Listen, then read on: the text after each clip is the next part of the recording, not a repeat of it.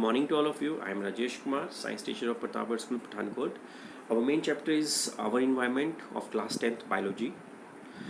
This is the second video. This is the second lecture. Okay. Last time we discussed on some topics like types of waste, ecosystem and its component. Today we will discuss food chain, food web, and the trophic levels and energy flow. Okay, first is food chain. What is food chain? Food chain is a series of chain in which one organism depend upon other. Okay, it is a series of chain. Okay, a food chain is the flow of food energy from one organism to the next and to the next and so on. They usually start with the producer, they usually start with the plants and end with the carnivores. Okay, in a food chain, organism get food from one group of organisms. Okay, now see, there are some importance and some disadvantages or some advantages of this food chain. Okay, first try to understand the food chain concept. Okay, take example, grass eaten by the deer eaten by the lion. Okay, deer is a primary consumer and lion is a secondary consumer, and then tertiary, then quaternary and so on. Okay, see, shorter food chains are beneficial than the longer food chain. Why?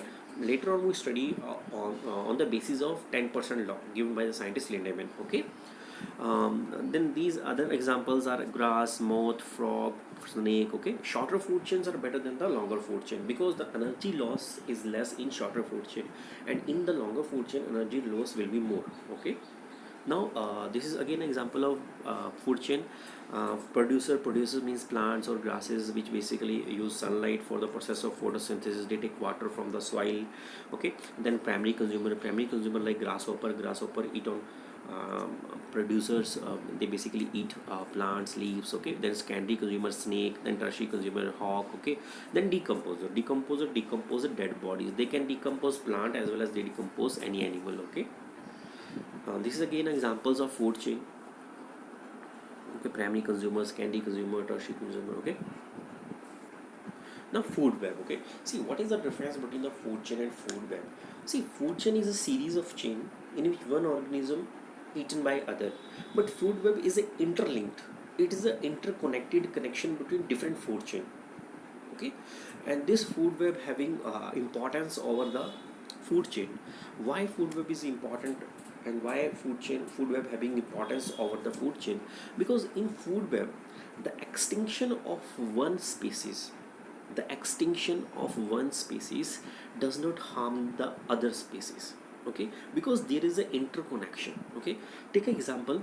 In this food web we know that there are a number of organisms which depend upon each other. Okay, for example, take a example of this food web.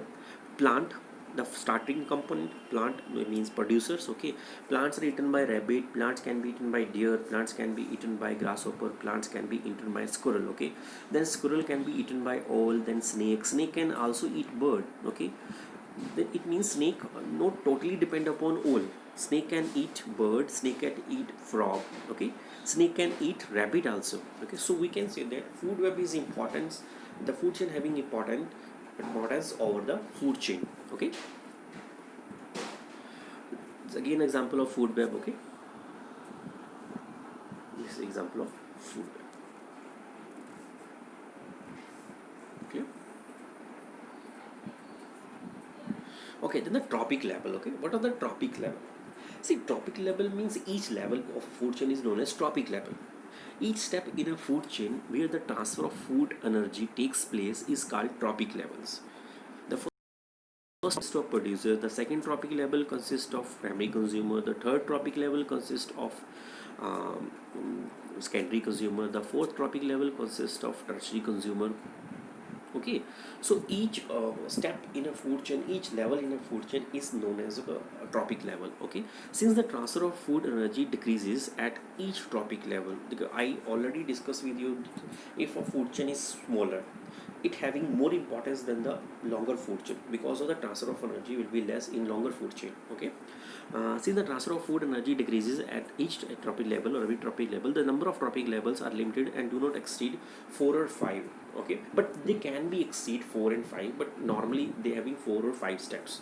Okay, then this is again the level tropic levels. For example, in these examples, producers are grasses, they are first tropic level. Herbivorous, they are secondary tropic level. Then primary carnivorous, they are secondary, tertiary, like this. Okay, I hope you understand the concepts. Okay. Now, energy flow in a tropic level. Green plants producer absorb about 1% of solar energy falling on the leaves and store it as food energy during photosynthesis. During the transfer of food energy from one tropic level to next, 90% of energy is lost to the environment. Only 10% of energy is transferred to the next tropic level. Means in each tropic level, for example, there is a, take an example, grass eaten by the deer eaten by the lion. Okay, now from grass to deer, only 10% energy transfer, 90% energy will be lost. Then from deer to lion, only 10% energy of 10% of the 10%. Okay, means only 1% energy transfer and 9% energy lost. Okay, so the longer food chain, in longer food chain there is a loss of more energy loss in a longer food chain as compared to the shorter food chain. Okay, and this law is known as 10% law. Okay, I hope you enjoy the session and you understand the concepts. Okay, this is the this is actually a second lecture. Okay, I meet you soon in the next lecture. Till then, stay safe, stay at home. Thank you.